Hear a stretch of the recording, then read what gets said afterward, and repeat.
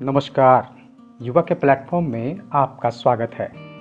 To the point के लिए हमारा आज का विषय है सिविल सेवक और भारत में उनकी भूमिका। भारत की प्रशासनिक मशीनरी को चलाने में सिविल सेवकों की अहम भूमिका है। हर साल 21 अप्रैल को भारत में राष्ट्रीय सिविल सेवा दिवस मनाया जाता है। इस तरह का पहला समारोह 21 अप्रैल 2006 को विज्ञान भवन में आयोजित किया गया था।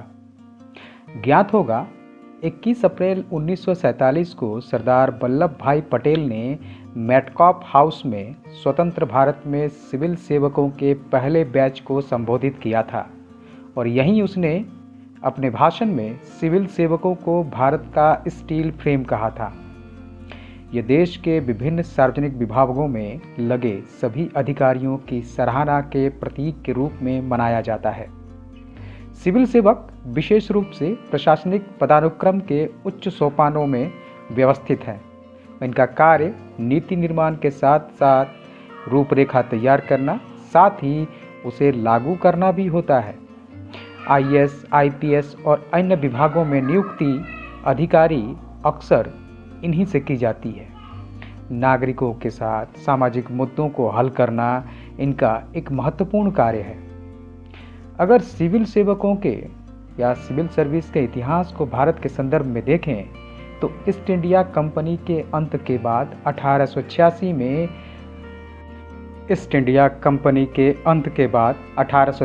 में सीएसएस का नाम बदलकर इंपीरियल सिविल सर्विस कर दिया गया।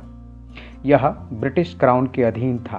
बाद में उसी वर्ष एचिसन आयोग द्वारा यह घोषणा की गई कि भारतीयों को भी सार्वजनिक सेवाओं में रोजगार दिया जाना चाहिए।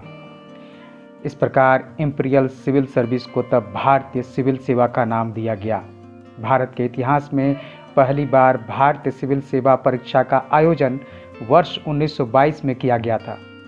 1 अक्टूबर 1926 को सर रॉस बॉर्कर की अध्यक्षता में भारत के लोक सेवा आयोग की स्थापना की गई थी। 1924 में अखिल भारतीय सेवाओं का नाम बदलकर सेंट्रल सुपीरियर सर्विस कर दिया गया।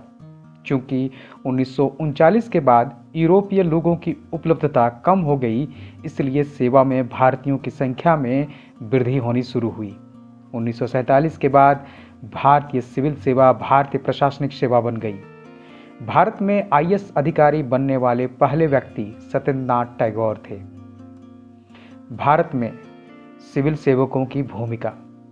भारतीय नौकरशाही की दक्षता का ये बेहतरीन उदाहरण है।